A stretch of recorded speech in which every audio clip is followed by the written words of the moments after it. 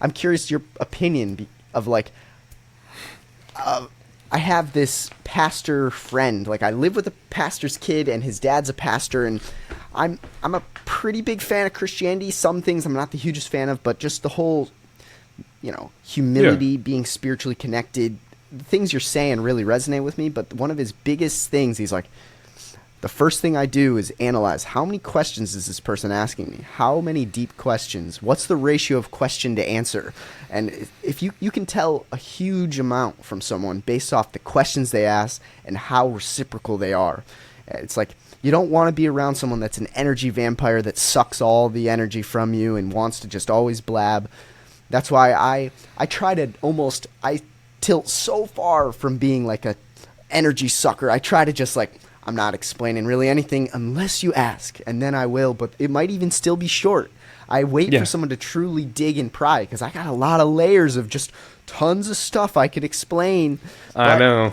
yeah, Yeah. so yeah, I'm curious if you've ever thought about like the question asking when it comes to like when you're analyzing a person, Yeah. like that ratio. What I find for myself is that because when I was younger, I don't know if this is something you relate to, but when I was younger, I had less of a socially calibrated filter. Like, I would ask questions and talk to people without really knowing, like, hey, this person may not be ready for this type of conversation. When I was younger, I mean, like, like school age, like, younger, elementary, middle school.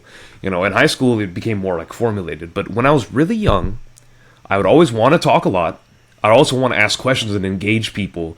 And I realized that sometimes people just ain't got like the energy to go to the level that I want to go at. Yeah. Like people just like either they're not about it or they don't have the ability. And that taught me a long time ago. It's like, hey man, listen more than you talk.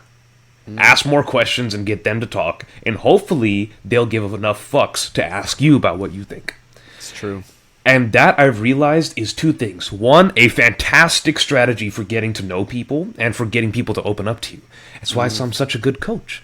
But also, a large degree of that is simply me trying to escape the desire I have to shine my light and to broadcast who I am in the way that I truly am. And my biggest bottleneck in growth as a person and in business and in my relationship is the same thing. It's at the root, it's not being okay with how on fire and how passionate and how deeply I care about what I care about what I do and how I think. I am a good person at heart, and I care about people truly, and I'm always empathetic. I can feel it when people are taking me the wrong way. I need to trust in my instincts to know when to dial it back, but I need to push my message forward. I need to express myself better. I need to let people know who I am.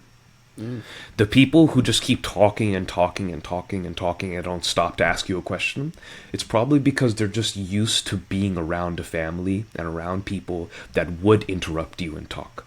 That would just interrupt you, and they're cool with that. But people Totally. like you and me, it's like, if you interrupt me while I'm talking, I take that as an insult.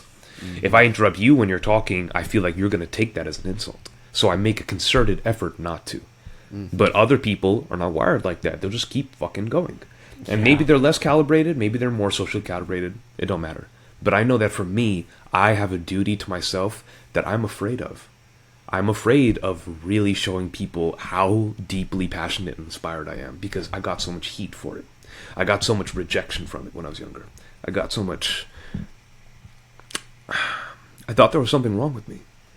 I really felt like there was fundamentally something wrong with me because I was always too much or too smart or cared too much or just not calibrated, and it just made me into a fixer.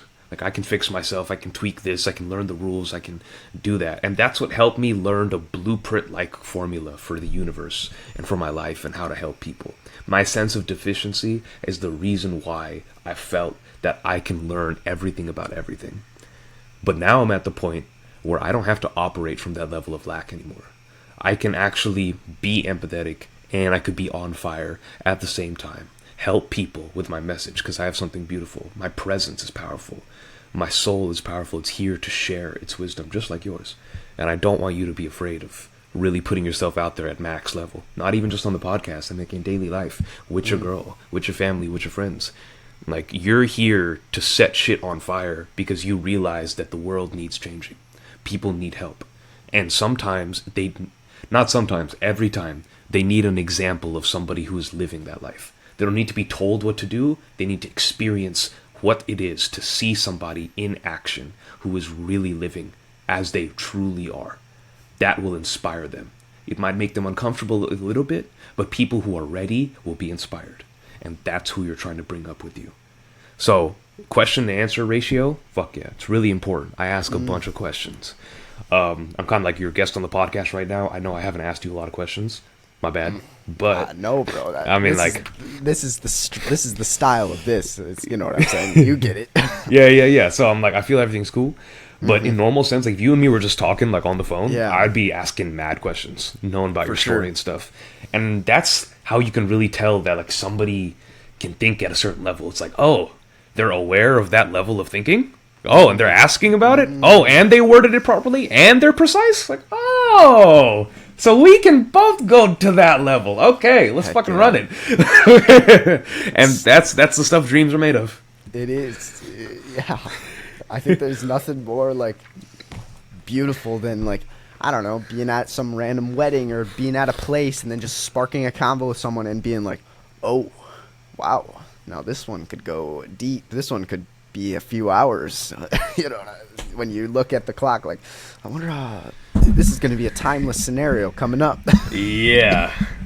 I love those. Getting lost in flow state, right? Yeah.